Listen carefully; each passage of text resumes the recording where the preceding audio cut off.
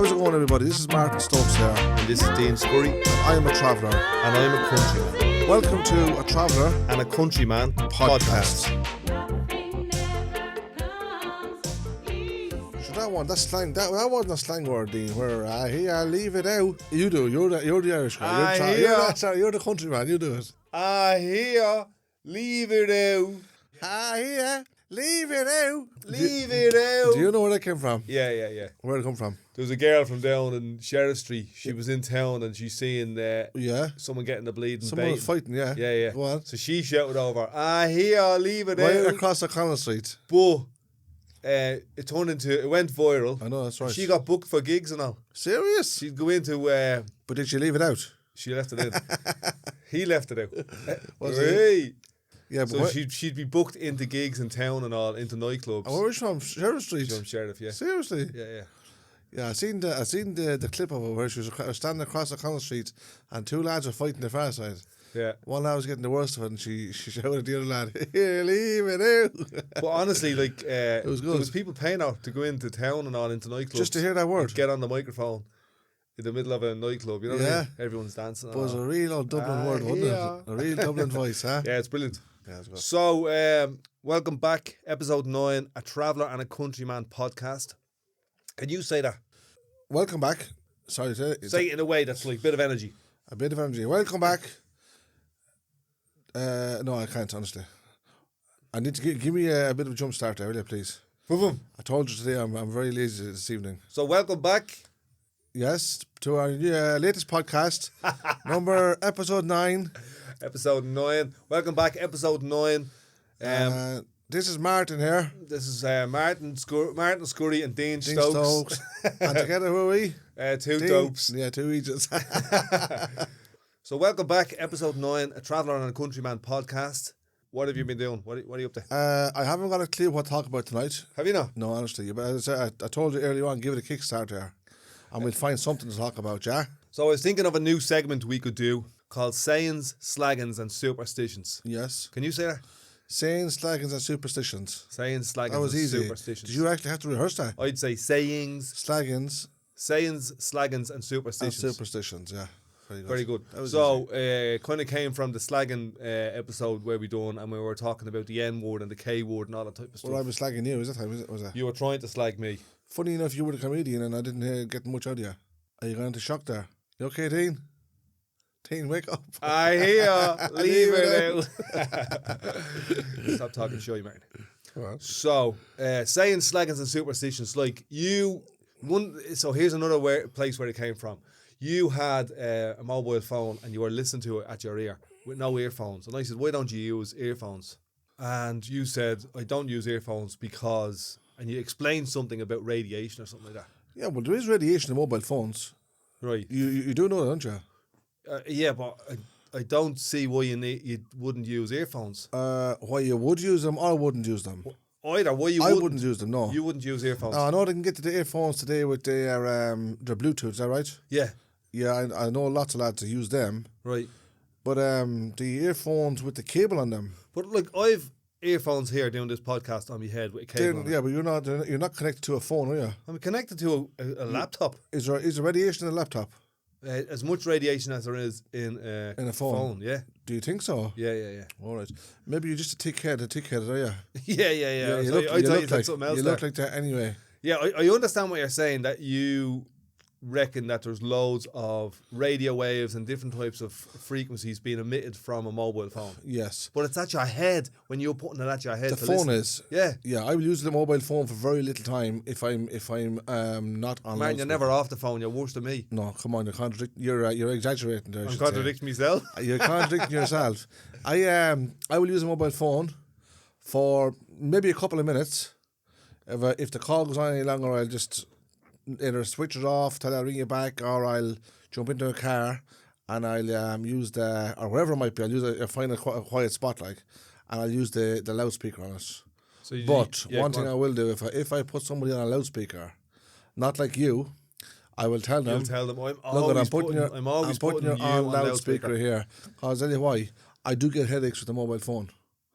And years ago, I couldn't use a mobile phone at all.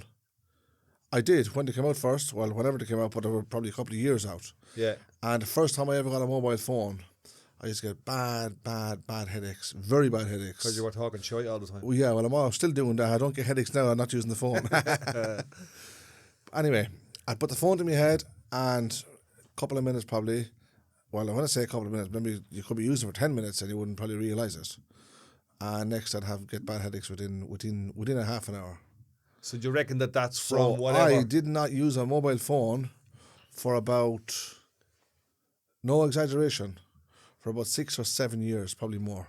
And you reckon that was from whatever radio waves or frequencies were being emitted from the phone? See, let's say I didn't know what was causing it. Okay, and you thought it was the phone? No, it was the phone. 1,000,000% the phone. 1,000,000% the phone was causing it. All right. A million's not a percentage. Well, I'm telling you now that's my word to use for it. 1,000,000%. Let's say I'm 100% certain, right? Yeah. That the mobile phone caused headaches, very bad headaches for me. Now, I at the time I needed a phone. Yeah. So I had to start using basically landlines, and people were just sick of landlines, trying to get rid of them, best I put it. But on the other hand, I stopped using the phone completely. And the headache went? For about, no, I still have the headaches, but there's other reasons. There's other reasons. What other reasons? That never goes away. Oh. But the mobile phone, yeah, I stopped using it for about 6 or 7 years. Right. Yeah. And when I did get back to using the mobile phone, I was always on the loudspeaker. And now you won't use earphones. You won't put earphones in the mobile phone. If they're connecting to the phone. Yeah. Not for even for a minute I wouldn't do it. And so where did you get that from? Did someone tell you that? I got that from me. So you just went with your with the degree you have in electronic engineering and computer science. Wow. Thank you, Dean. Thank you. Thing about it is, if say if I was to use headphones, yeah, it's like an antenna. Yeah. Why are they plugging antennas into the back of a TV if it's not sending signal? Okay, if it's receiving signal. Yeah, no, whatever. Let it go whichever way it's going. Right. Thing about it is, the mobile phone with the earphone. Yeah, but with the cable on the earphones. Yeah. You push into your phone. It's the same thing. You could have a point there. It's sending frequency. Like I've done computer science, but I didn't do much engineering, electrical engineering. If anyone out there has any info on whether or not in mobile phones, earphones are acting as an antenna and bringing in or releasing signals, and if they're in your ears, does that go into your brain? But the thing about it is, it's only people who use them now. Does anyone use headphones now clipped into the phone? Me. You do? Yeah, all the time. And do you get headaches? No. Right. I only get a headache from listening to you. Maybe you're too dumb to get a headache, are you?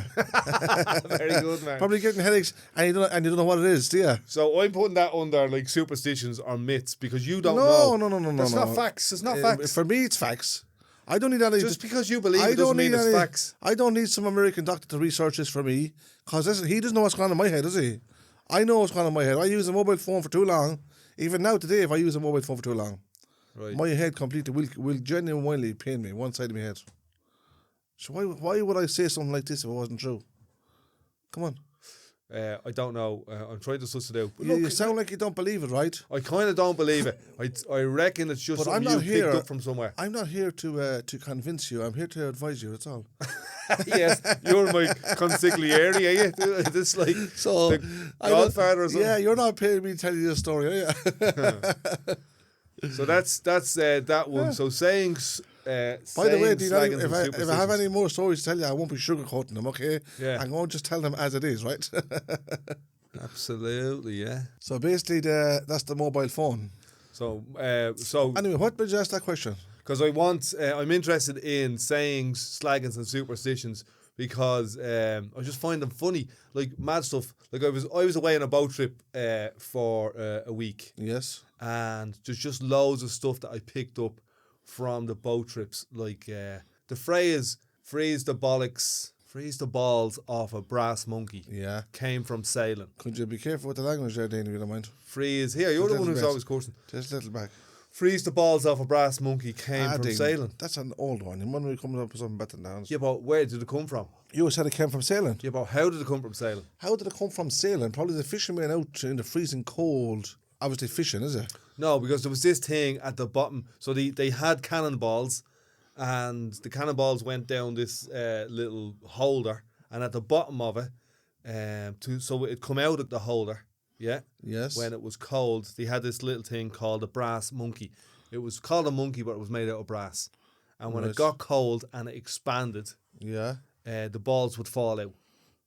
So that's how they would know. So we were saying, if the balls fell out, they'd say, that's so cold, it would freeze the balls off a brass monkey. Brass monkey, yes. The brass monkey was the name of the little thing that would hold the balls at the bottom of it. Are you actually talking about fishermen here? Like back when they were using cannons and all that types on boats, on So ships. they were bombing up other stuff? Yeah. Yeah? All right. And this was obviously in the wintertime, yeah? Well, in the wintertime, if the brass got too cold on this thing called the monkey, or the brass monkey that held the balls, if it got too cold, it would expand and the balls would fall out on the ground. And someone said, oh, look, it's so cold, it'd freeze the balls off a brass monkey. Cut. Take two. We want something else. You don't like that one, no? No, it makes no sense. The other one I heard was big wig. The other saying Big I heard wig? was big wig. A head, proper wig, like, yeah? Yeah. So who wears wigs? Who wears wigs? I've seen you wearing one once or twice. Here, you're the one whose hair's falling out. I'm the one that needs one. Who used to wear wigs years ago? Dean, I don't know, seriously. Well, so posh people. Posh people used to wear wigs, yeah? Yeah, do you ever see judges and all wearing wigs? Well, the judge wears the wig, yes. So years ago, right? You might be able to relate to this. People only wash themselves once or twice a year. Yeah? Yeah, you into the meeting, yeah? I'm only saying people used to wash themselves once or twice a year. You'd have a wash in May and then you'd have a wash in October. This is the way it used to be. Yeah? Yeah. Otherwise, they couldn't afford washes. There was no hot water. There was no sewerage systems. People didn't wash all the time like the way they wash now. Like I'd have a shower every day. People didn't wash every day. People washed twice a year. Like just simply wash twice a year. If they So could, they'd wash twice a year. And was that be like, say, the settled community? Like, This was before the settled community, before travellers. This is because I was going to say, if it 1700s. was, you have a cheek talking about travellers, haven't you? This is 1700s, years ago. Yeah? So people would wash twice a year. Right. Yeah. And I think that's hard to believe because it sounds very silly, like, seriously. yeah, but that's what would happen. But didn't water always exist, like, whether it was hot or cold or taps or there was always water there? That's the funniest thing. Why the heck did you not wash yourself? They didn't water always You just exist. decided to wash yourself twice a year. Yeah, but a proper bath and the with water like was there. bit of soap, hot water. So you're saying that there was no soap, I don't know. No. Are you serious? Yeah. But even if you didn't have soap, could you still not wash yourself? No. With what, like? Well, water. Yeah, but cold water, you know So yourself, what? cold water Who's doesn't afraid of wash you something- really, you know what I Come mean? here, who's afraid of a sip of cold water? So, I know the travellers are not, that's for sure. not anymore. What? Not anymore. So big wig came from. So here's what happened: they'd wash themselves twice a year to save themselves getting lice. and all. Right, yes. Men would shave off their heads, and the women would And wear a wig. Listen for a second, and So I'm the trying women to would listen. and the women would wear nets over their heads. Yeah. Yeah, to save them getting lice. So if you had money, you could afford a wig, and the wigs were made out of wool. But if you had money, would they not buy shampoo and soap? There and was give no this as a wash? shampoo and soap. This was like before shampoo and soap was invented. Are we going back how many 100,000 years? Like, not 100,000 years, a couple of hundred years, the 1700s, the 1800s. That's hard to believe, Dean, honestly. Why is it? Should we had a famine in this country in Well, famine 18... is shortage of food, but there was never a shortage of water, was there? No, but there's a shortage of... They hadn't... Let's imagine they hadn't invented washing powder and shower gel. You still have water. Yeah, but... Did you just come up with this yourself, Dean? No, story? so this is the history of the phrase big wig. Yes. Yeah. So listen. So the women wore a net, the men shaved their heads so they wouldn't get lices, and if you had money, you could get a wig made Right. out of wool, and you put that on your head. Yes. Okay? To cover up your scabby looking head. Right. Even like the kings and queens and all done this. Back then, they all had all types of diseases, dysentery and tuberculosis and bleeding, the monkeypox and whatever else was going around. Yeah, Yeah. all types of stuff. Just So, because they didn't wash themselves, is that it? washing yourself wasn't a big thing. They'd wash themselves twice a year, Martin. Yeah. May and October is generally when people wash themselves. Back to the story. If you could afford a wig, Yes. you were considered posh. Right. So, what did you do with your wig? If you had your wig on for 6 months. Is that why they call it today a posh wash? Do you ever see the Oh, car? very good. The car washers. So what if you had a wig on for 6 months? What did you do with your wig?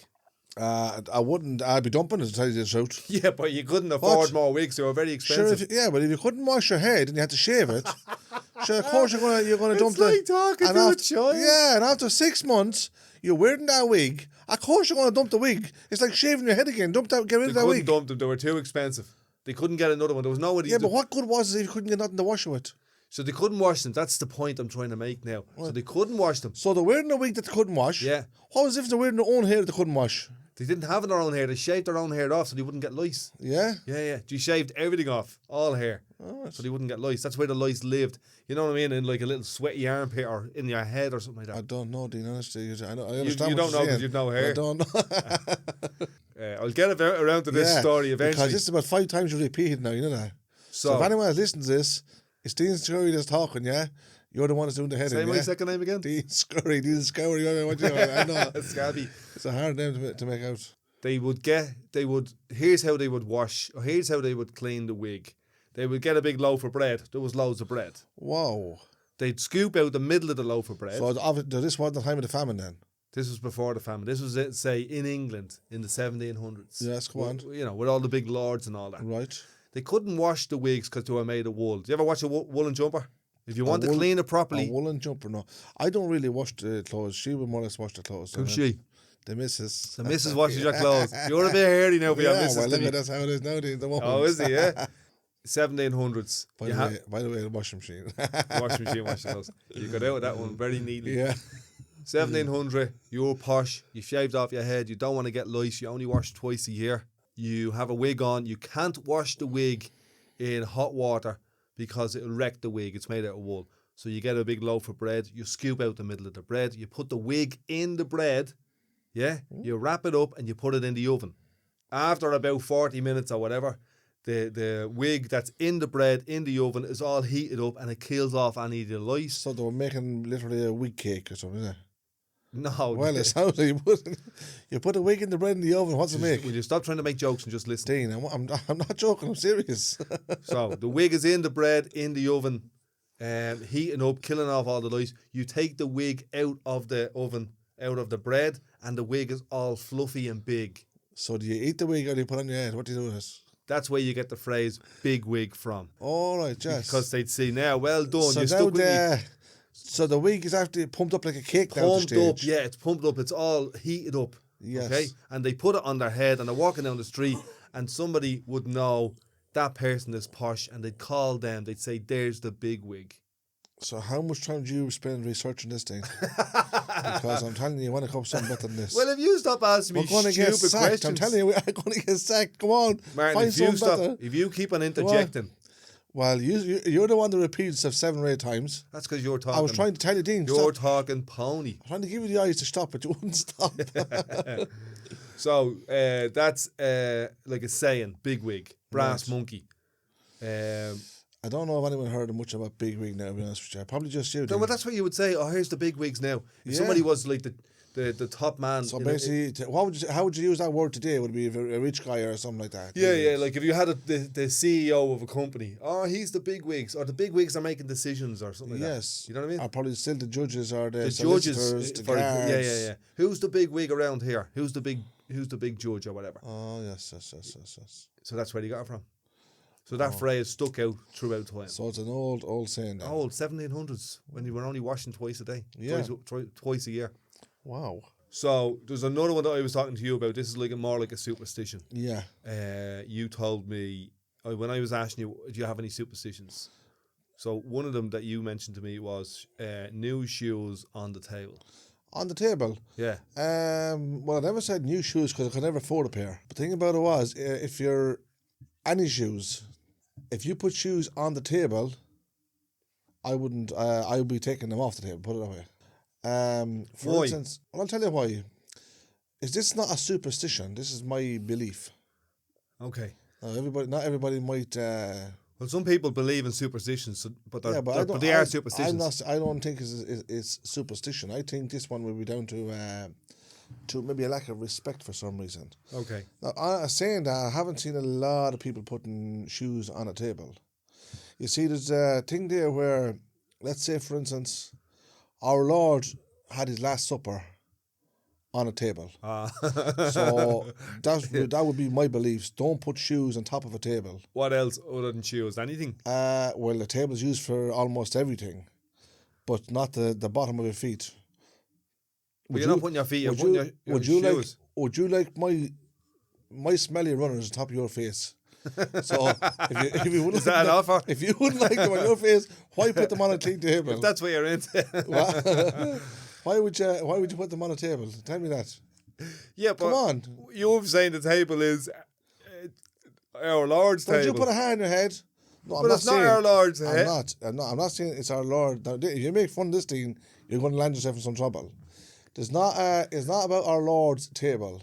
I know a lot of people that would believe in the same thing. Don't put shoes on the table. Yeah, but why would they all believe?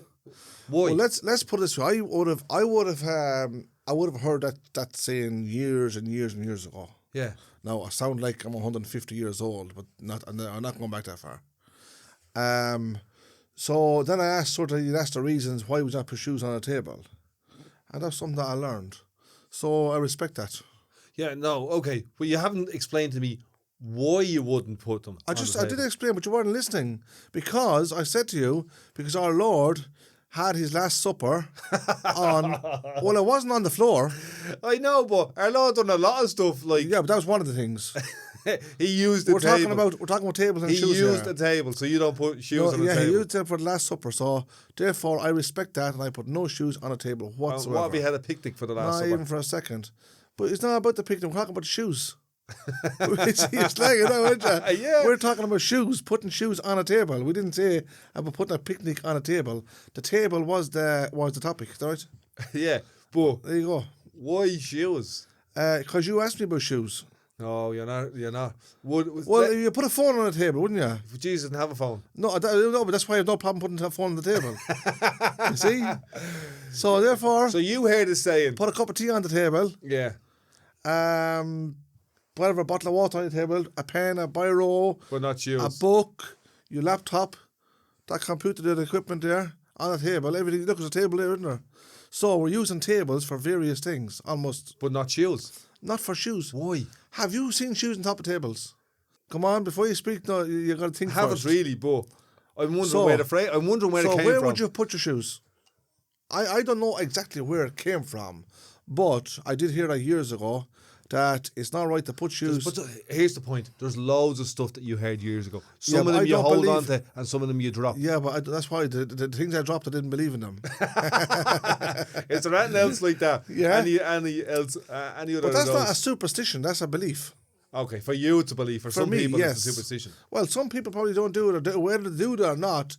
Maybe there's people that do put shoes on a table that don't know about it. But would you put shoes on a table where you're actually having your dinner or your breakfast? No, but that wouldn't make no sense. But I'd have no problem. Sure, a Irish traveller wouldn't even do that. But I'd have no problem putting a pair of shoes on a table. On top of a table? Yeah. Like just for a couple of seconds or something like that, yeah. Would you? No, I wouldn't. I wouldn't. Genuinely no shoes on top of a table. Honestly. Now, as I said, that goes back further than me. I'm not like that. No, I know it goes back further than you. That's the point I'm trying to make. Where did it come from? Not everyone who says it. Here's a point. This is the point I'm trying to make. Yeah, go on. Not everyone who says it believes in God or Jesus or the Last Supper. Yeah, well, see, I can't make people believe if they don't believe. No, but some people believe it that don't believe in God. So they're not doing it because of the Last Supper. No, that's right. So why do you think that they're doing it? They probably find it rude to put on top of a table anyway, because the table is used for eating or drinking from. So have you ever seen a table there with a little, like a little shelf underneath? Right. Some people use them for newspapers or whatever, remotes or stuff like that. Yeah. Have you ever seen a pair of shoes in there? Yeah. Yeah. You have. Probably your old man sandals. So That explains a bit, doesn't it? Yeah, it's an interesting one. So don't put the shoes. That's a Come on, superstition. Dean. Look at anyway. If I didn't, it's not a superstition. It's a belief for me. But one way or another, even if a person didn't believe on these things, or if they never heard of these things in the past, right? Would you still put your shoes on top of a table? No, I would. you would. Yeah. I was guessing that you were stupid, but now I know you are. What I find really interesting or stupid or thick or mad is It's that Dean Scurry. that people still hold on to stuff Yes. like walking under a ladder. There's one. Did you ever do so on the ladder? Yeah. I know lots and lots of people has that superstition. Yeah, And why did not walk under a ladder? because they say it's bad luck. Have you ever been under a ladder? No. Loads of times. Did you ever experience bad luck? Never. Did the ladder ever fall down top of your head on you? No. Did your man with the painkiller drop Like, down top I'm not of talking you? about people who go, oh, that looks a bit risky, I won't walk underneath that. Yeah. I'm talking about people who go, don't walk underneath a ladder, and they get all panicky and all. Yeah. You know what I mean? Like, the world is going to end if you walk underneath that ladder. Like, you're at the disrespecting every single person in the world if you put a pair of shoes on the table. Like, a No, black not really. cat- No. Like, no, a black no. cat crossing the road Yeah. is the most terriblest thing in the world. No, I wouldn't say you're disrespecting everybody in the world putting shoes on top of a table. That's my own. Probably my own thing. But what made it my own thing was because I did hear it years ago, and it made sense. No, it's not your own thing, then it's somebody No, else's. no. I What don't- made it my own thing is somebody else told Yeah, me. but did you ever take something and make it your own? How many fellas have took songs and made it their own? Oh, good point. Yes? Yeah. Did you ever hear that one day? Your man sings that song, but this guy sings it better. Yeah. So he made the song his own. So there is things that you can take and make them your own, as long as it's not illegal or stealing or robbery. There's a lot of explaining into all these silly little things, right? But you bring the stupidity out in a conversation. Yeah, or I'm a the saying. stupid one here. You know what I mean? On you, guys. Yeah, fascinating. So what else? What other stupid thing we got to talk about there, Dean? So I was away for a week on a boat, and well, it was me mate's yacht. Now, That the millionaire guy it is. I asked him one day, I one said, of them. what's it like? I'm not going to mention his name because I don't want to he probably killed me to he's mention his probably name. not a millionaire, like. He is. Anyway, go on. You were saying he Now is. look at me, and you know he is. Go on then. But anyway, that's irrelevant to me or you. That doesn't pay my bills. Yeah. Okay? I said, I won't say his name, right? I said, what's the story? He said, I was actually slagging him. I said, what's the story? How does it feel like to be a millionaire? He said, just the same. He said, you have better choices in life. Yeah. That's all it is. It gives you a couple of quid to have some extra choices. Like, you know what I mean? Sourdough bread as opposed to white bread. Yes. You know, or 4 holidays a year as opposed to 1 every 2 years. A big yacht parked in Belfast. Big yacht. So anyway, we went out on a boat trip. There was a few of us, and I've been on boats before. I've done a little bit of sailing before, but I was never on a yacht for a week. I was on the River Shannon on a little cruiser for a week, Right. which was one of the best holidays I ever done. But this was a yacht on the open sea, in the Irish Sea, for a week, going from harbour to harbour to harbour. And you learn loads of stuff. You learn, how to read the winds, which way you can go and can't go, depending on the wind. You also learn to slow down, chill out, because you're only going at like 5, 6, 7, 8 knots. Yeah. Which isn't really fast, and that's if you can go at all. So one of the days we were in this harbour, and we just had to chill out there for 2 days because Because of the wind. because it was a bit of a storm off the Irish coast. So you the couldn't wind go was out. like 35 kilometres an hour, but there was gusts up to like 55 kilometres an hour. We don't have that much experience. Like, there was only him and 3 of us. Yes. We don't have that much experience. So if the shit hits the fan and we get a big gust of wind that's like 50 odd, 60 kilometres an hour, We're in trouble. you need to be able to react immediately, like milliseconds. He can't be explained to us, you pull that sail in and you let this one out and you do that. He can't be doing that in those moments. Mm-hmm. So in order to go out on those winds, I'm not saying people don't, but for us to go out on those winds, we would have needed a lot more experience. Yeah, I imagine. So we kind of just sat in the harbour, and it taught you patience. That's one of the things I got from it. Just chill out. Where do you think you're going anyway? Did it not teach you not to go again? 2 days sitting in the I'd harbour. love to do it again. And Yeah. I will do it again. Like, he was very accommodating. And I will do it again. And everyone we met was very accommodating. All the other sailors we met. And it was just a world that wasn't open to me before. Like, I would have known very few people who owned a boat or a yacht, and I'd know even less that would invite me to get on their yacht like that for a week. Yeah. And tell me, did he have a lot of experience? And he must have. He's got loads of experience. He owns a 50-foot, 60-foot boat. Yeah, I understand that. Yeah. Thing about it is, just because you own the boat, I'm not saying he doesn't have experience. He's a very nice man. I have to say that about him as well, right? But thing about it is, just because he owns the boat doesn't mean he'd have the experience. So what kind of experience did he have?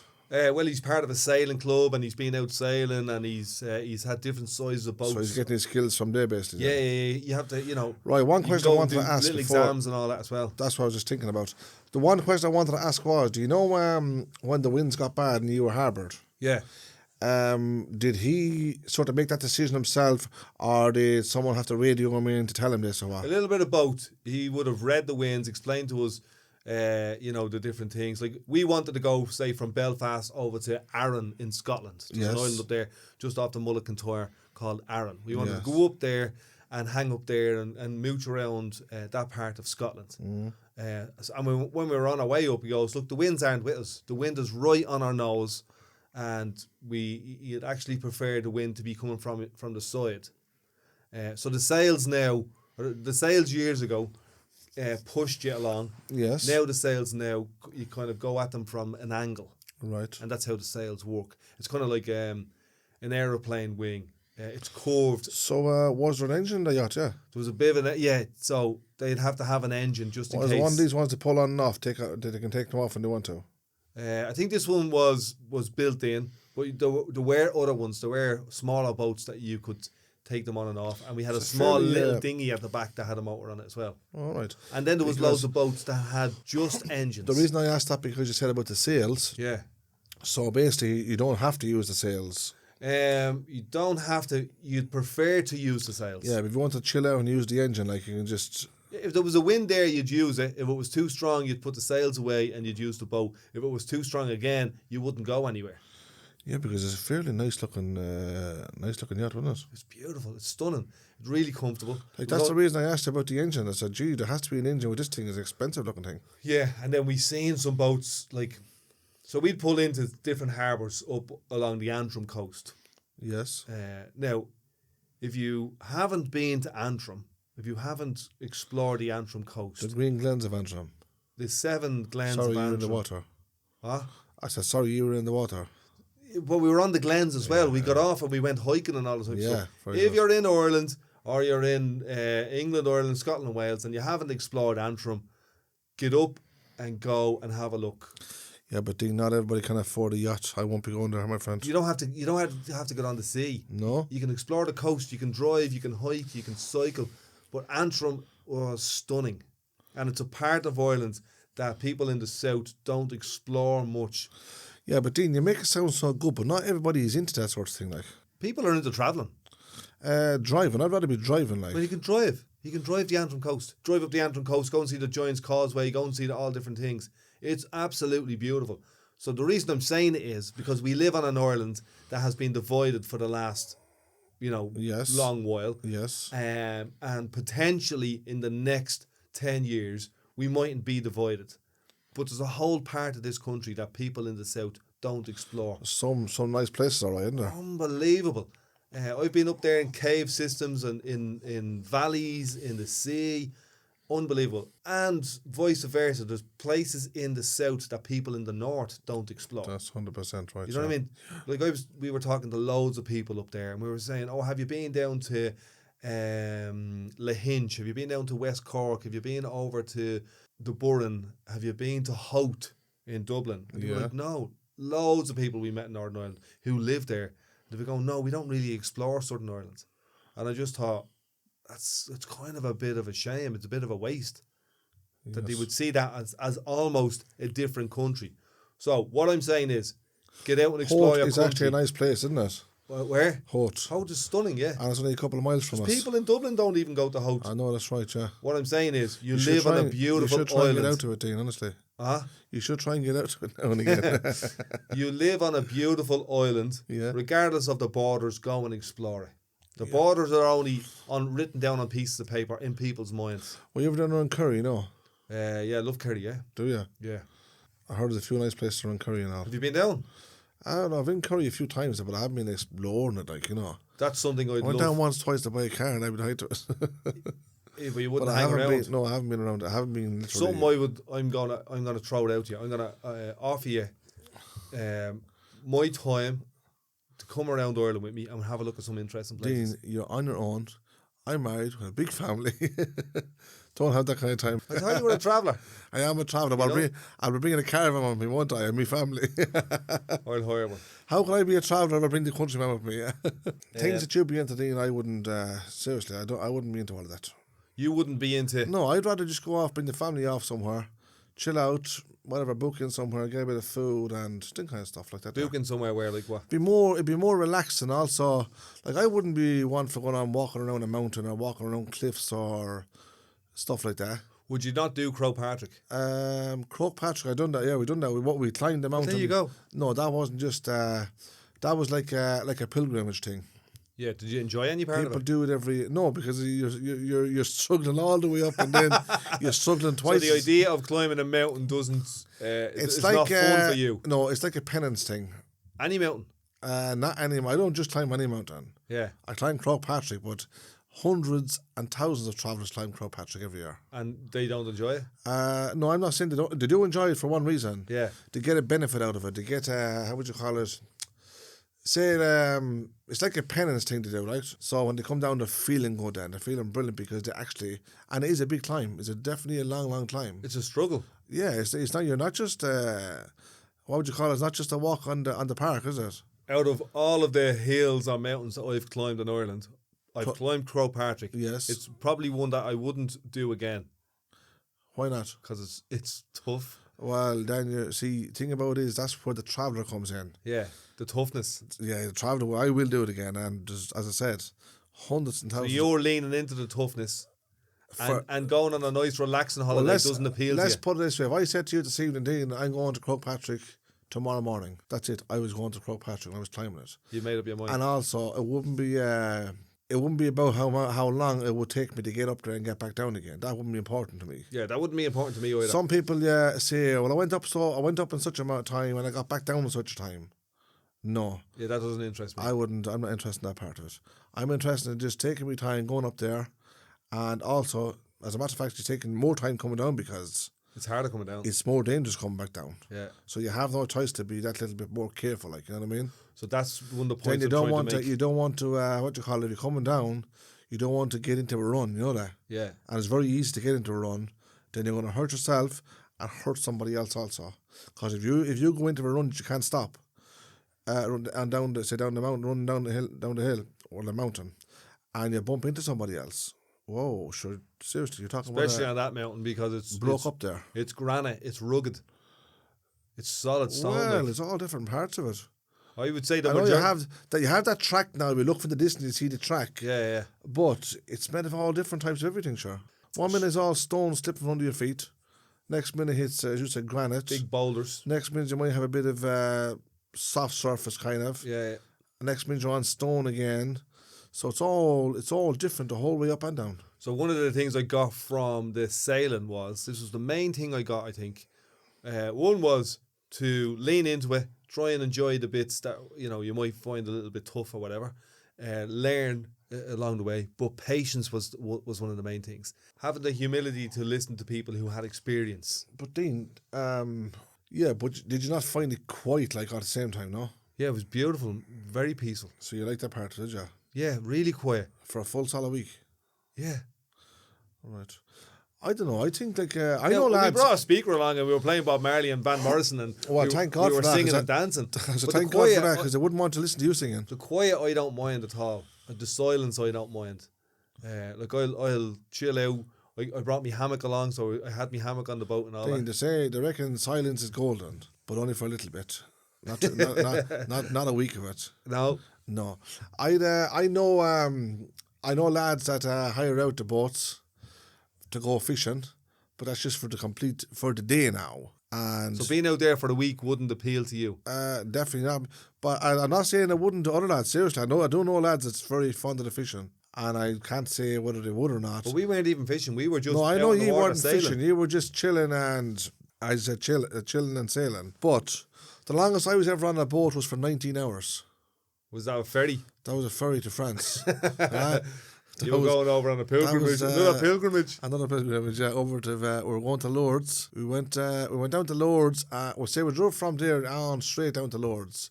It was like 900 kilometres from the boat. First of all, the ferry was 19 hours. And the little cabins were only, very, very, very small. You sound like you didn't enjoy it. And I'm the worst. No, we enjoyed everything about it. But the thing about it was, going across in the boat, this is a big fancy... like a car ferry. The luxury was in this because they had to have the luxury in because you're too long on it. Oh, like so it was too like a long on cruise. board. Well, yes, sort of in between there. Yeah. Basically, the little cabins now, very small. And then you had the big long corridor going for about, say 100, 120 feet. And I'm not the greatest, the bravest lad, the person in small areas, if you know what I mean. In confined spaces, you get a So bit what happened claustrophobic. was, that kind of way, I do. Do you? Yeah, I don't go into a panic or anything, but I do get a bit that, you know what I mean, a little bit... What if, like, without sounding weird, what if I turned the light on in here? Would the darkness freak you out? The lights on or off? Off. No, I don't care about that. I don't care about the darkness. But the size of the space. No, but this is fairly big though, like towards what I'm talking about. Do you know what I mean? So it's not the darkness, it's the size of the room. Straight up, the cabins in the boat back there. I think they got a new boat since that. Because I made a few complaints. But man, hold on. You live in a caravan. Yeah, but the caravan was, the rooms are bigger. In the caravan than this boat? I'll tell you the difference. No way. I'll tell you the difference, all right? When we came in the far side, up the stairs, and I had to walk where our cabin was. We actually had to book 2 cabins at the same time because to let the boys in the other one, yeah? So you walk the whole corridor the whole way down. And this corridor was getting narrower and narrower as the more was going down, yeah? So we got down to the very end, and that was our cabin, basically, 2 of them together, yeah? But right beside that, I said, hold on a second, if I started losing air here, right, losing me, whatever, with breath. Yeah, breathing. Yes, I said, I have that distance to go, so I'm history, I'm done. Oh, so you were thinking worst case scenario. This all came into my mind, yeah? So where were they going to run to get fresh air, right? But thanks be to God, right next door to us, it wasn't actually a door, it was the stairs. Yeah. And I was relieved there and then. I was like, man, lovely. So that's the exit. Now I can find fresh air if I need it. But anyway, that's back in 2009. So would you go into a cave? No. No, absolutely not. Why? I just, as I said, I have that. It's like man, I've seen you underneath cars. Yeah, sure. I had no other choice. When you're hungry, you do anything. Yeah.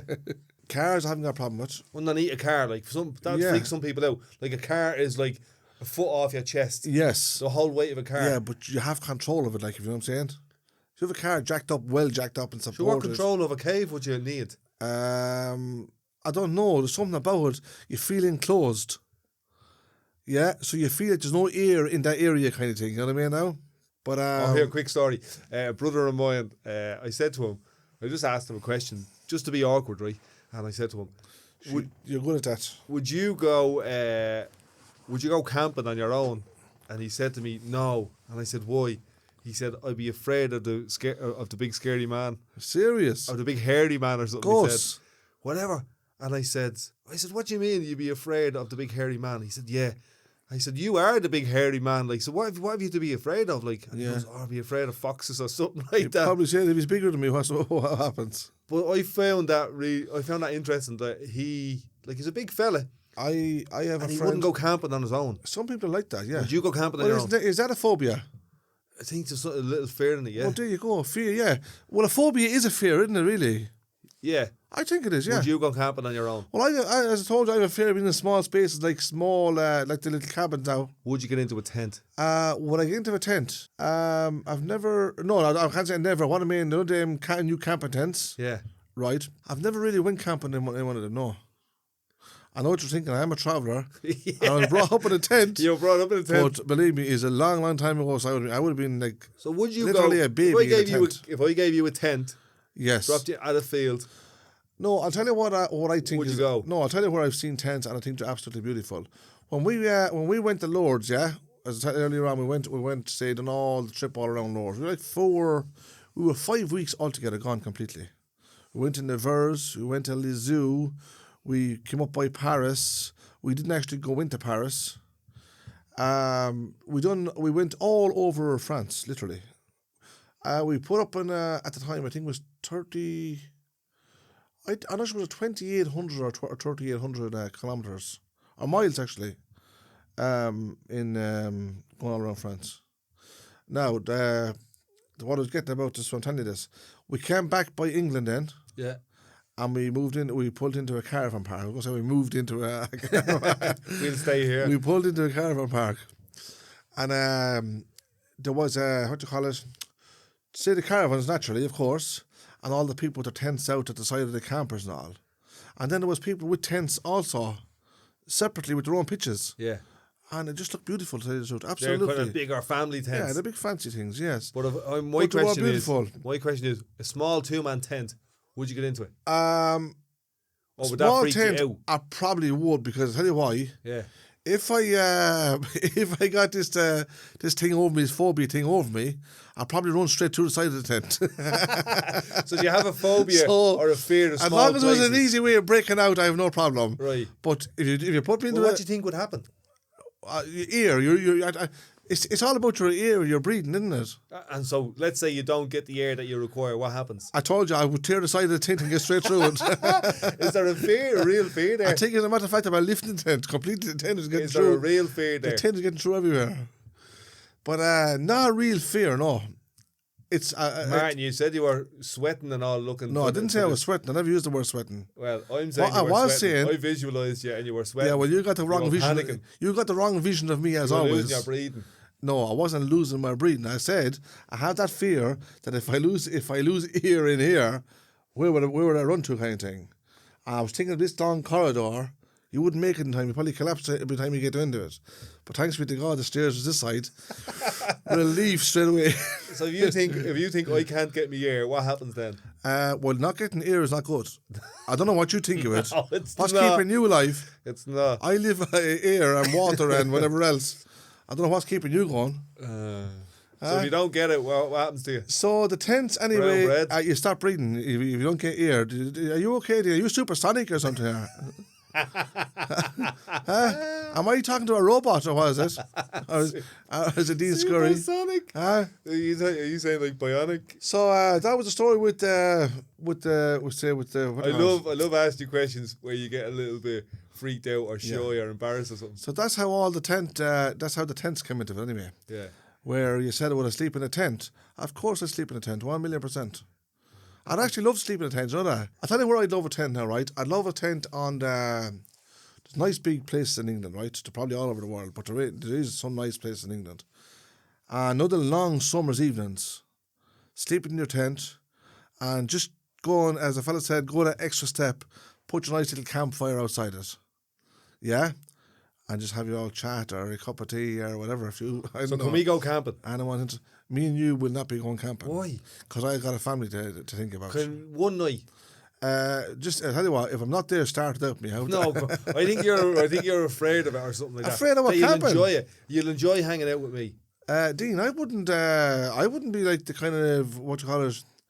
Let's say I wouldn't be intending camping in the freaky places that you're probably thinking about. What freaky places? Are you one of these fellas that likes to try weird weird places to go to, like mountains and What's wrong with a mountain? probably next thing I'm going to hear about now. Dean is climbing down such a mountain. What mountain is that? He's up there, but he can't get down. Who's gonna help him get down? A tent? No, I wouldn't. I actually know somebody. He's a good friend of mine. Yeah. And he went to Craic Patrick. Him and his son. Now this is a good while ago, could be 10 or 12 years ago. And he actually brought a tent because he's say through the years, he was sort of lad that love. He used to love, say, like the tents or fishing and stuff like that. There, he didn't mind like staying away for a night or so. I mean, Yeah, like you. he wouldn't stay away. No, I wouldn't do that, honestly. He wouldn't stay away for weeks and stuff like that. But and this particular night, he went to climb Patrick, so he brought his tent with him. Yeah, him and the young lad. They just decided to stay away for the night, which was probably nice for them. It was something they wanted to do. But they set the tent up sort of 3/4 ways up in Patrick. If you know the first Slap Mountain, you have sort of bushes and trees there at the first bit of it. So he set the tent up there, and in the middle of the night, there was something beating up the sides of the tent. Some what? And something was beating the sides of the tent. Like, okay. They were in the tent. Wasn't the wind? No, it was actually raining. Yeah. But it wasn't the rain or the wind, no. Okay, yeah. There was something beating the side of the tent. But I don't think he had a big lot of fear in him because he was on a holy mountain. And of course that gave him strength and courage, didn't it? What did he think was beating on the side of it? Well, he didn't get out to look. Would you? Would you cover your head or would you? I was camping before in a place called the Okavango Delta in Botswana. Whoa, Dean, hold it for 1 second. Could you explain that in English to me, please? So there's a river in Angola called the Okavango River. Right. And that runs into another country from Angola into Botswana. Right. And it creates this big swamp area about the size of Spain. It's called the Okavango Delta. It's where all the big animals are in Botswana. Very dangerous. Why? I've seen it one night on TV. Why is it dangerous? Well, you said it's full of big animals. So what's wrong with that? Well, is all animals kind? Is all animals cruel? Are they? What do you mean, any kind? Right, first of all, what animals were in there? Lions. Now, are you afraid of a lion? So... Dean, I asked you a question. Are you afraid of a lion? I'm afraid of a hungry lion. No, how do you know if he's hungry or not? Until he come in and eat you. I was going to say, how do you know he's hungry until he eats you? Yeah. So would you be afraid of him then? If he was hungry, yeah. If he was hungry, I wouldn't be there. So if he wasn't hungry... It's grand. So if you look at a lion... Yeah. And he's growling at you... If you've got time to look at a lion, he's not hungry. So you are afraid of a lion then? A hungry lion. Are you actually telling me you know about lions? I'm saying to you, if you see a lion and the lion sees you, Dean, and are you he's an expert hungry, in lions? you don't. Your next breath is your last breath. Yeah, but supposing this lion was he was like thinking like a fox. Foxes are very smart, you know, very intelligent. He's a lion. Yeah, he's not thinking like a fox. No, but he might think like a fox. He might say, "Look, if I keep showing an angry face here, these guys are going to run. Yeah, but if I keep the smooth face, they're going to wait, and then I'm going to eat them." Right. How about that? How about that one? I like it. I like the way I like the way you were thinking. So I like the way you were thinking. What are is you the actually lion professional? saying to himself? Are you actually professional in the line of lines? Yeah, very good. So anyway, we'd be in the Okavango Delta, and there'd be wild animals. The whole place is. You were actually there, were you? Yeah. Oh, go on. So we were camping there. Went with my cousin. We went to the Kalahari and we went to different places.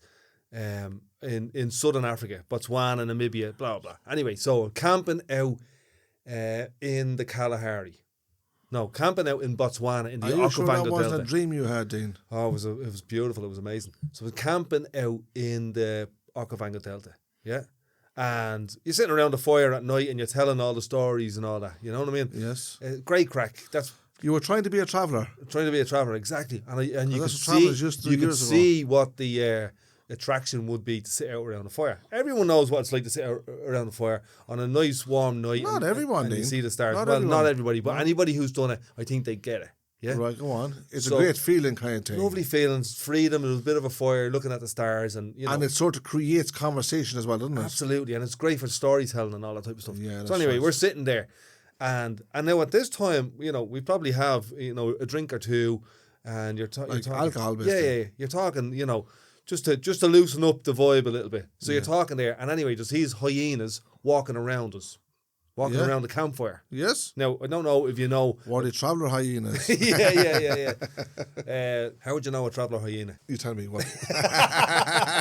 He'd be carrying a... I've never even seen a hyena and I might see a traveller hyena. He'd be carrying a crowbar. So, there's hyenas walking around you. Anyway, we go off to bed. Now, you're hearing all the noises of... all the wild noises. When you went to bed? When you're awake, when you go to bed, all the time. Like hippos, hyenas, lions, Yes. elephants. You can And hear you're all in them. a tent. It's pitch dark, And you're just in a tent. and you're in a tent. So Yeah, was it a good few you there, though? there was like 3 of us. Me and my cousin. that and all? me and my cousin and his wife and 2 kids. So basically, you had no one to hide behind then. No to hide behind. No, I went to bed with my runners on just in case. So anyway, I go to bed. That didn't give the rest of them good hope. You have your runners on, ready to run. Do you know that joke? Your man's putting his runners on, and he goes, "What are you putting your runners on?" And he goes, "I can see a lion over there." And he said, "You won't outrun the lion." He goes, "I don't have to outrun the lion. I just have to outrun you." Yeah. So anyway, go to bed. I think I heard that one, yeah. Go to bed about 3 o'clock in the morning. Like it gets bright at 6 o'clock, so about 3 o'clock in the morning, I'm dying to go to the toilet. Are you serious? I pull down the zip. I pull down. Listen, I don't want no. I don't want no. What do you call it? No details. I pull down the zip on the tent. Oh, zip the tent. Yeah. And I look outside, and there's an elephant, like Looking at you. literally there, not like 5 foot away or 10 foot away. So like what was it? Elephant versus elephant. elephant versus gorilla, literally right there, like a foot away from me. So I just zip the tent back up and back into the sleeping bag. So what else are you You're gonna do? in the wild. You're in the wilderness. So are elephants dangerous? Elephants are dangerous, but elephants are only dangerous if you're in between them and their kids, or if they're making love out in the middle of the street and you come up, you bump onto them. You know what I mean? That you drive up onto them. You'd be a bit stupid now. You couldn't see 2 elephants in front of you. You know now. Yeah, but you might turn a corner and there's 2 elephants. One fell on top of another. No, we don't need the details, Dean. Were you going to get? Would you? But that's when they're the most Would you dangerous. get turned around fast enough to get away? You would. You just stick it in reverse. Like if you see an elephant like that in the middle of the road, Yeah. you're gone. You don't have time to turn around. You're in reverse. Elephant And you can put run. out the zip of the tent. He was staring at you. He was staring into me, so I just zipped the back up. So do you think this elephant Back knew into there the was someone sleeping in there? I know it sounds like a human question, like, but Ah. do you think this elephant knew there was someone in there? Yeah, but I wasn't a threat to him. You know what I mean? You just I just felt like that. I literally pulled the zip down. he was there looking Looked at you. out. He's just looking at me, and I just went zip and back into bed. But you're in the wild, so the danger. So if you were stupid and did not about elephants, you If I you would have went screamed or out. anything like that, you could probably You would get beaten. you were in trouble. Like You an were elephant getting, would just you were getting trunked all over the place. yeah.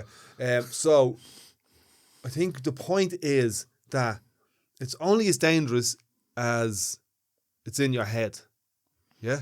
Yeah, I could have panicked. I could have freaked out there. Like I've seen lions in the wild, elephants, hippos.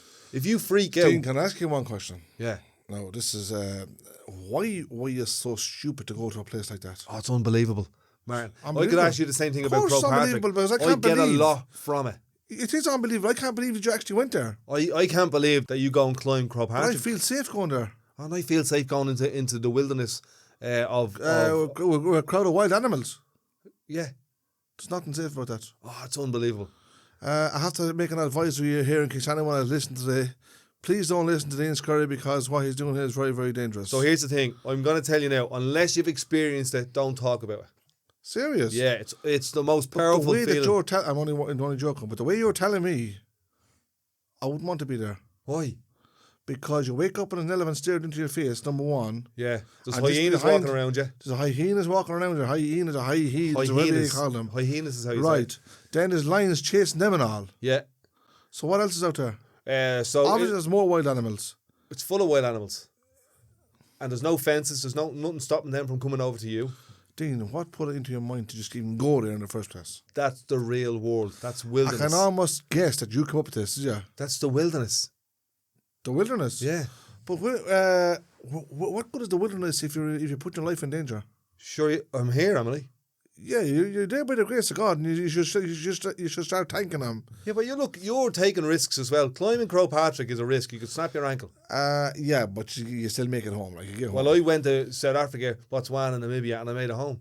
And it was safe. So if I ask somebody, would you rather go out into the woods, knowing that there's full of wild animals Yeah. who will attack and eat you? Okay. But no, I've never been eaten by a wild Dean, animal. you never, because look at you're not the prettiest face out there. Let's put it that way. So I think your face actually saved you. No, Martin, I'm serious. Like, all joking aside, it was probably it is. It's the most connected you would feel to the wilderness. Yeah, but you had no protection, had you? I did have had A tent with a zip. He had a tent with a What zip. the heck? How is that protection? So here's another one. Should that elephant run through a wall? Never mind a tent. He'd run through a jeep. Yeah, So here's another one, right? yeah. And sometimes you just have to give it over to the world, yeah, and just go, I'm all right here. Here's another one. So you wake up in the morning, and we have like a 4x4, and on the back of it we have a trailer, and in the trailer is all our stuff, all our food, water. Was it a trailer or a caravan now? Was it a trailer? I know how you used to call it a caravan a trailer years ago. This is a trailer now, right? So it's modern. It's like a buggy for hounding stuff. Yeah. This is so in the back of the trailer is all our stuff, all of our food, clothes, chairs, water, the whole lot. So every morning we open this up, we take out our table, we set it for breakfast, we take out the breakfast, we sit down and we have breakfast. Yeah. So this one morning we done it. I took out the table. I went to put the table down beside where the fire is. I turned back and there's a baboon about the size of you sitting in the trailer with teeth about 8 inches long, big sharp canine teeth like this. A baboon? What's a baboon? Well, it looks like you with big long teeth. Come on, and Dave, give me it's a break. honestly, Martin, So he looks like I look like a monkey, do I? Is that what you're saying? you look like an ape. He'd be An a ape? little bit smaller than you, right? Yeah. Martin looks like a silverback gorilla, okay? So baboon is a little bit smaller, but this was a big male Right. baboon. Literally your size, sitting in the back of the trailer, eating our breakfast, Dean, our it Rice sounds- Krispies. Now, It sounds like half human, does it? oh, it's unbelievable.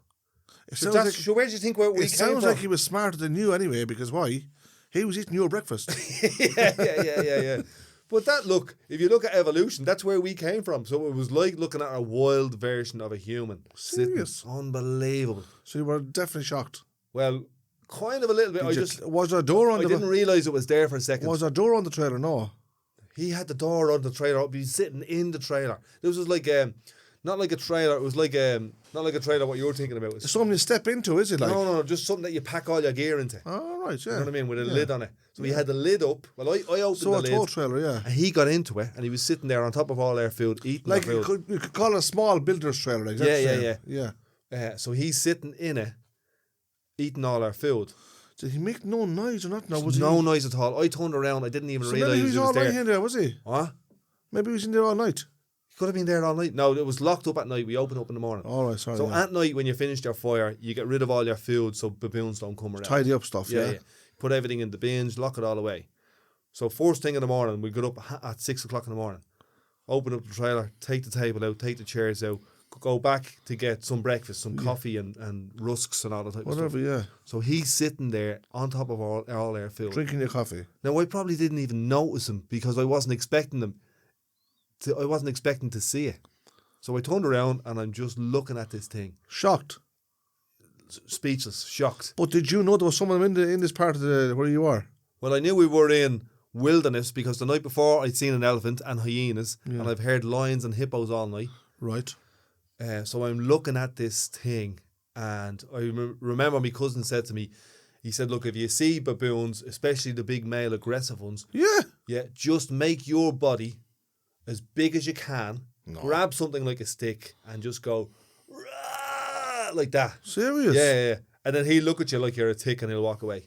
And what happened? He looked at me like I was a tick. So what did you do? He walked away and I sat down and had breakfast.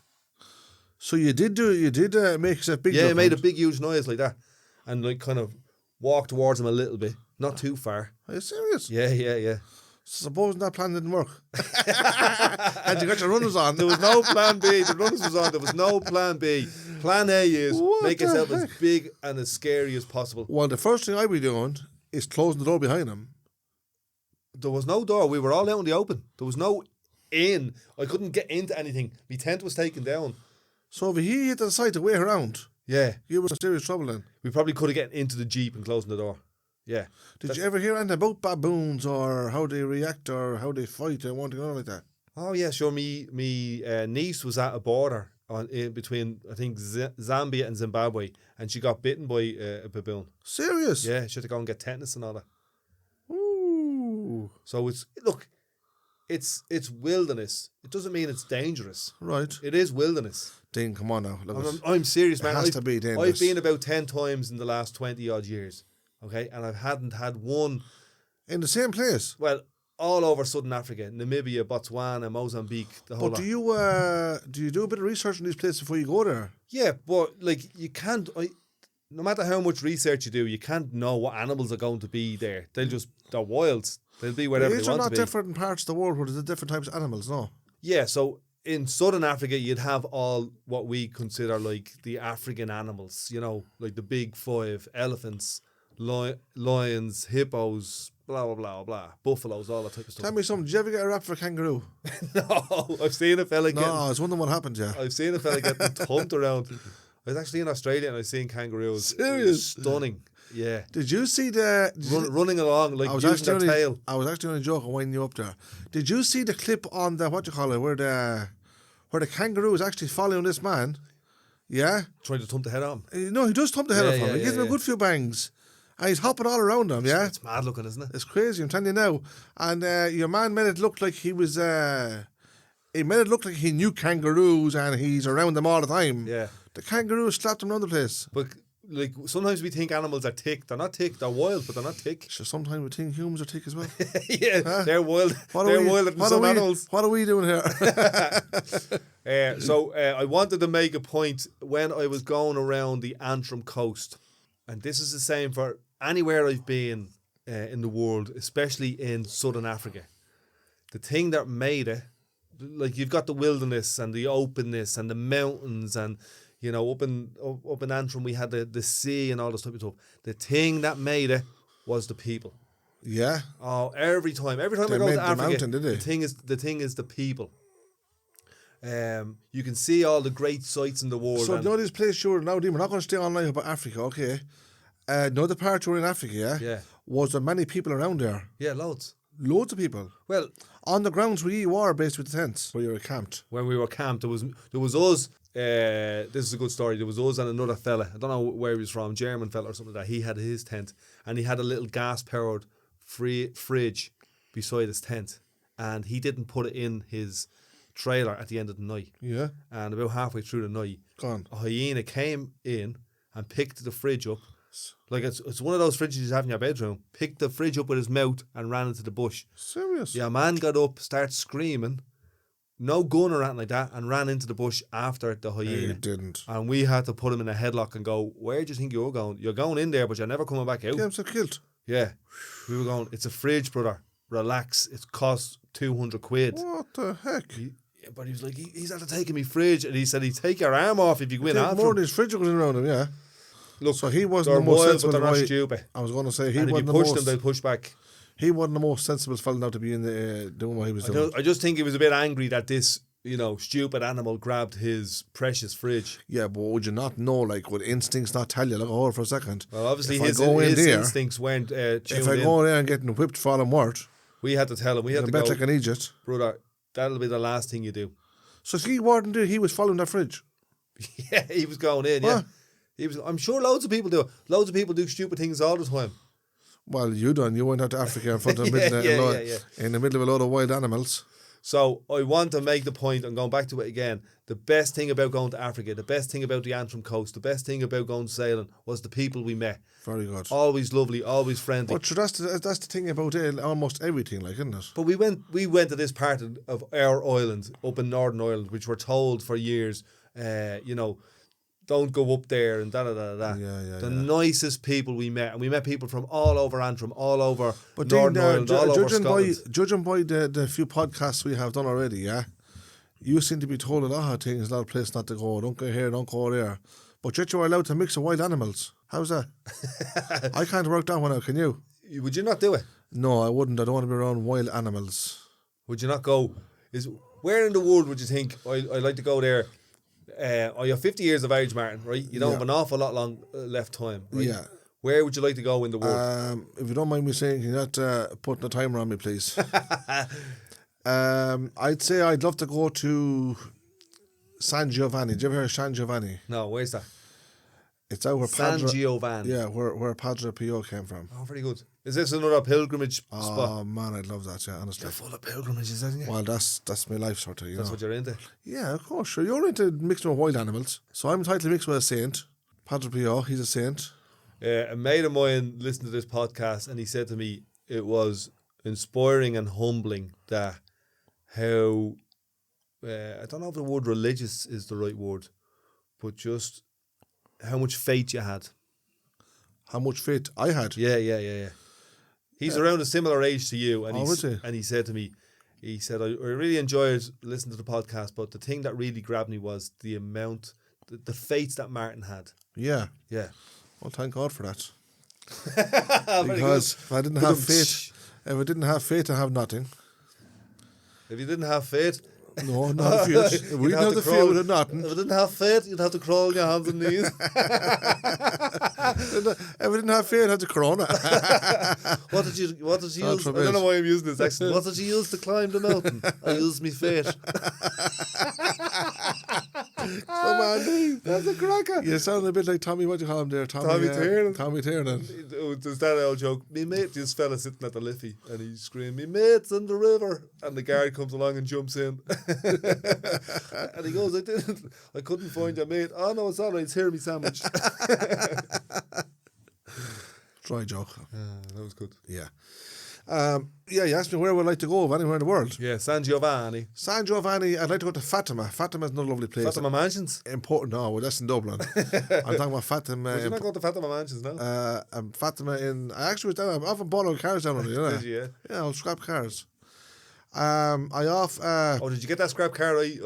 No, we'll sort it out tomorrow. We're not talking about that now, no? Oh, yeah. No, I'm not telling people where it is. If you tell people where it is now, even without by this time it's gone. No, but even by the time this is released, it'll be gone. So you want to go to Fatima?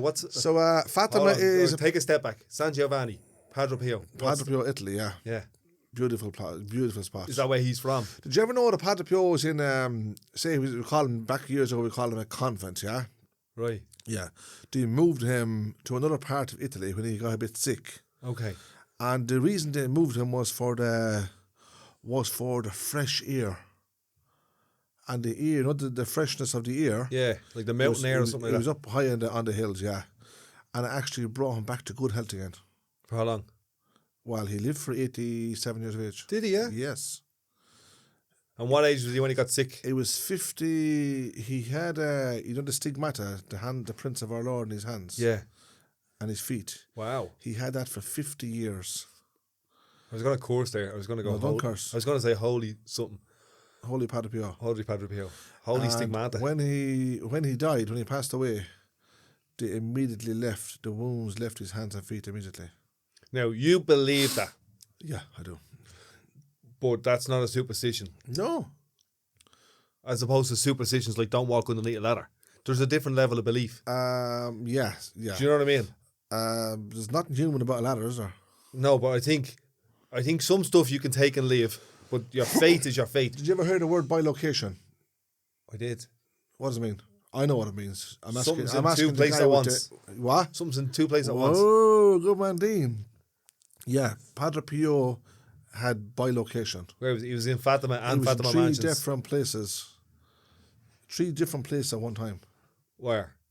Well, I can't say exactly where. Exactly where.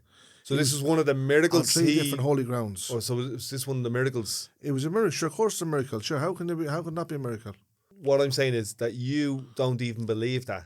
That's just your faith. I don't believe that. No, I'm not saying you don't believe it. Listen to what I'm saying. I'm saying beyond believing it, this is your faith.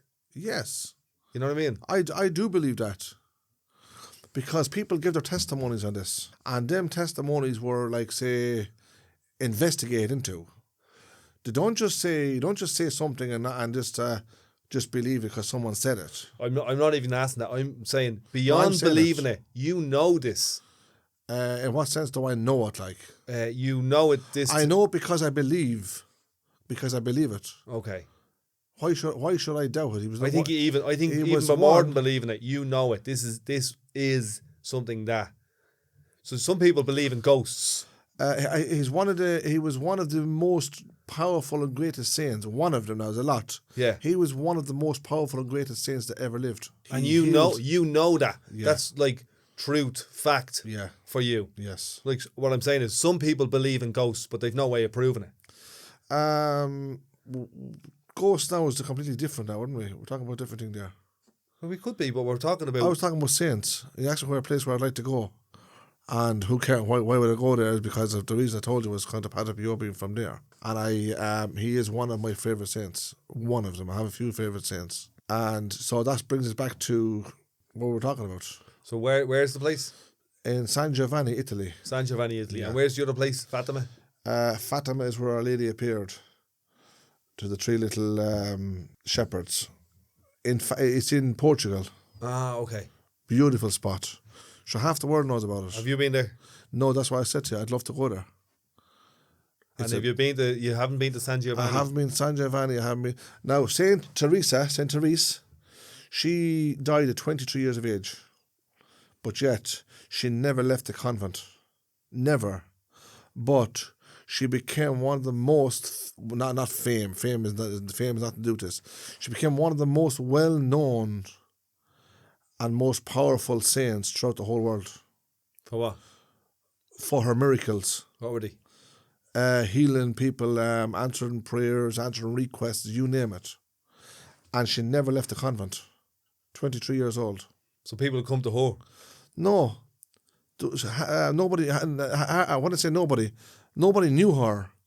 How she became a saint was, she writ her own diary. Everything she done throughout her entire life, she writ the diary. So she would have done... So she had 3 more sisters in this, became nuns also. Yeah. Yeah. So they would have spent a lot of their lifetime with her because we're in the same convent. You see? So everything she done, she was actually suffering. She had her tuberculosis she had. Yeah. That's a hard word to say. Say tuberculosis. TB. That's the Tuberculosis. Short. That's the short for it. Yeah. And she never complained about it. And one of the nuns was always doubting her. They thought she was like having self-pity for herself. Yeah. But what happened was, when Saint Therese was, now she's only 23 years of age, when she was dying, she all the nuns came in and gathered around her, yeah, and the other nun, the nun that was doubting her, she was like what do you call a matron, is it? She'd be higher than her basically. Okay. She sort of tell them what to do and what not to do, kind of thing. And when she seen her leg was actually damaged because of it.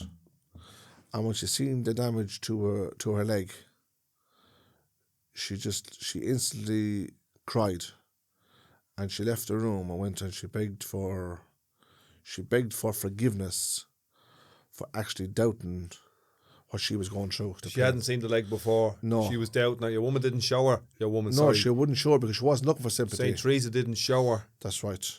She wasn't looking for pity, you see. Yeah. So she had this TB in her leg. She bared her pain. Yeah. And she kept it between herself and God. Wow. That was powerful, wasn't it? That's, yeah. At 23 years of age. But when the older nun then, the older matron, she's seen it, call her a matron, say, they're a superior, they call them, yeah? They're a nun that has power over them, as you call it, if you like. When she seen this then, she left the room, she cried, and she begged for forgiveness for the doubt that she had. So Saint Teresa, before she was a saint, she was a nun, and she was in this convent, and she was doing healings. Lisieux, at this moment, has one of the biggest cathedrals, in France. And we went there, and it's absolutely beautiful. As you're approaching into the Lisieux town, yeah, the little village, there's lines drew, like blue lines, drew on the roads, directing you the whole way completely to the cathedral, and then there's another coloured line, say yellow for instance, that directs you to her house where she lived. Okay. You don't see this. This is absolutely phenomenal, beautiful. And so, in other words, you drive into the village, at the very start of the village, you'll see blue lines and yellow lines, and it tells you, there's like a sign on the side of the road there. It'll tell you follow the blue line. That'll bring you to the big cathedral. Massive it is. So the yellow line, if you're driving basically, will bring you directly straight to where she lived. So see the way you see this with that amount of faith and understanding and passion. Yeah? Yeah. That's the way I would see, say, the wilderness. Yeah. Does that make sense to you? No, the wilderness doesn't make no sense to me. But that stuff does. This does, yeah. Yeah. Absolutely. But that's where you. Because it's life. Well, wilderness is life. It is, but it's animal. It's not human. Yeah. So that's what I'm like. I love humans. I'm fascinated by humans, but I'm just as fascinated by animals. Like, I love humans too, but some of them gives me a very hard time. Yeah. But I'm fascinated by animals and wilderness as well. No, that's not me, to be honest. Because it depends on what you think. Like, if you believe in Charles Darwin and evolution, we came from animals. Yeah. You know what I mean? I don't know if that's what you think or that's what you believe. Yeah. That we came some from people, that. Yeah, but some people don't go back that far. Some people haven't got that kind of an interest to sort of research or go back into them kind of things. Yeah, and some people don't have an interest in terms of going back to research about holy stuff. Yeah, that's right. Stuff. Yeah, I understand that also. Like, yeah. you're really into that stuff. Yeah, I am, yeah. I know loads of people who are really into it, but I know just as many people who aren't but into it. But don't forget, like, for instance, say, right, I'm going to Lourdes in a couple of weeks, okay? Yeah. Right. I know when I go to Lourdes in about 4 weeks, there's going to be thousands and thousands and thousands of people there. And also, they're from all over the world, not just come from one country or one place. So what does that tell you? Well, tell you that is a powerful and strong faith out there. Yeah, but if I go to Botswana, it'll be the same. There'll be thousands of people from all over the world there as well. Don't you told me a while ago there was only 3 in the woods. Where's the thousands? in this little bit. Did they all run when they seen the elephant? Funny. So come here, I had it's a a question complete there. different thing altogether. I had a question there, right? It's only different because of what you believe in. It's not just different. Don't it's be better. knocking what I believe in. Look, you want me to knock what you believe in? Yeah. Go on then. It's different because, as I said earlier on. Because what? It's different because we're dealing with humans here. We're not dealing with animals. Yeah, I see the difference, but I also see the similarities. Like, don't get me wrong, a human can go out to the airport there and book his ticket and get on a plane. Did you ever see a dog or an elephant booking a ticket and getting on a plane to go to what's the name? Botswana? What's the name of it? You in your forest that you can't even pronounce the name of. Huh? Yeah. Coming across as intelligent thing to me, is it? Tuberculosis. Huh? What was the name of it? Yeah, try to say that word. Botswana. The Okavango Botswana. Delta. I heard that river one time. It's actually a big did you just say a swamp? Yeah. Yeah, I seen a clip of that on the, what do you call it? On the TV there a while back. I seen a bit of clip. interested. I seen it. What? The reason I had no interest because I couldn't make out the name. I seen a clip of Fatima, but it was Fatima Mansions. Fatima Mansions. So I wanted to ask you a question there, right? Do you believe in ghosts? Ghosts. When I say do I believe in them? Yeah. Let's put it this way, right? This is going to be a sort of a silly one to say because I don't believe in ghosts. Yeah. But yet I know they're out there. So how do you make that one out? Because I can't. You don't, was it? So you don't believe in ghosts, but you know they're out there. Yeah. That makes that's strange, absolutely no sense. No sense. I know that. So that's why you're gonna answer. Bring the sense out of it. Where's the sense in it? You don't believe in them. So how do you know they're out there? Because I've heard a few people telling me they've seen ghosts. So I know they're out there. So you believe what anybody tells you? I don't believe in you, but I know you're out there. I believe in. I have no belief in you at all whatsoever. But I know you're out there. So what does that tell you? I believe in love. So is that not the same answer? No. You don't believe in me, but you know I'm out there. Yeah, do you know these guys? Yeah, I know these guys. I know he's there, but I don't believe in him. I don't believe a word comes out of his mouth. I want to explore this. I want to talk about this for a second. That was a silly, complicated answer, wasn't it? Very silly, complicated answer. Yeah. You don't believe in ghosts.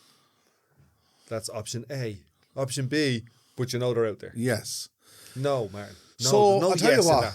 I had something a minute ago I was going to say to you about. This is going to be this is a tough one now because it's a bit solid. The fellow would say, right? Do I believe in God? Yes. Yeah. Yeah. Yeah. I also know He's there. Yeah. Right.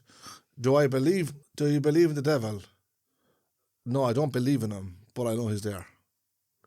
So it's the same. It's really the same thing, because anyone that doesn't believe that hell doesn't exist obviously they're fooling themselves. Right.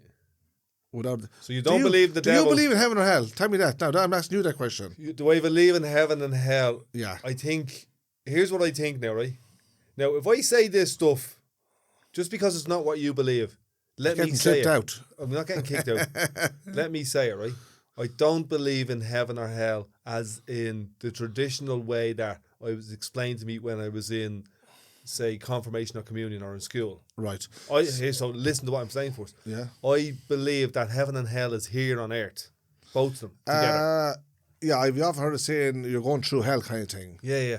Yeah, I understand where you're coming from there, and I'm very sorry for your troubles.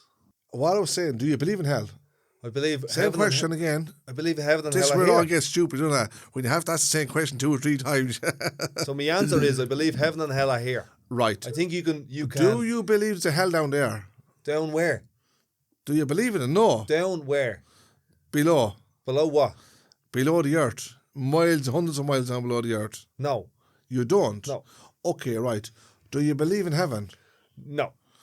Now, we're not asking you to convince anybody here. No, We're simple, You're simple asking me, chat. I'm saying to you, no, I don't believe You don't believe in heaven? No. So do you believe on staying on earth for how many years? For as long as you're alive? Yes. Do I believe? So where do you go when you pass away, when you're dead? Here's where I think it is. Where? Where was I before I was here? I think you're crazy. No. You don't believe in heaven and earth. Well, answer the question. Where was I before I was here? Well, they said from dust you have become, and from dust you shall return. So I'm going from dust back to dust. Back to dust, But that's yes. where I was. Yeah, but do you believe you have a soul? I believe I have a soul. That's a different question now. So what about the difference of your soul and your body? What do you think of that? My body is here on this physical earth. Yes. And when I go back to dust, my soul... We'll go to where? It will be... No, come on, you're stuck it for will go to the same place it was You're before. stuck for answers. Where will your soul go Listen, to? here's the answer. If you believe you have a soul, where do you think it's going to go when you die? Listen to what I'm saying. Where would you want it to go? Go back to the same place it was. Would you want it to go to heaven? Go back to the same place it was before I was here. Right. Would you want it to go to heaven? If I was in heaven before here, yes. But you don't believe in heaven. If you don't believe in heaven, you're going nowhere. Where am I going then? You don't know where you're going, because I asked you were you going to hell, you said no. Oh, here's the I question. said, were you going to heaven, you said no.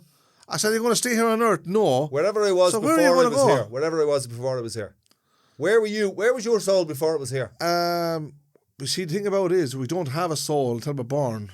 Oh, okay. So that's what you believe. We're born with a soul, yes. And that's what you believe. So, and Yes. I believe I believe, here's what I believe. There's a slight difference. Do you think a soul and a body came together? I believe that the soul exists before the body, then we're in our body, and then we go back to our soul. Yeah? That's what I believe. No, I don't think so. No, I know. This is not whether or not you think so or not. Yeah, it is what I think. But it's what I believe. Yeah, but what you believe doesn't... But I could say... I'm entitled to my opinion. But your beliefs are different. Your beliefs and opinions are two different things. Yes, but it's my beliefs that makes you give me my opinion. No, it's not. It's my belief that makes me give you my opinion. Yeah. Yeah? If I... what was that one? If I want your opinion, I'll kick it into you. Yeah, or there's another one where it's a matter of an opinion. Yeah. Where your opinion doesn't matter. What was the other one? Arseholes are like opinions. Everybody has them. Yeah, leave it out. Leave it out.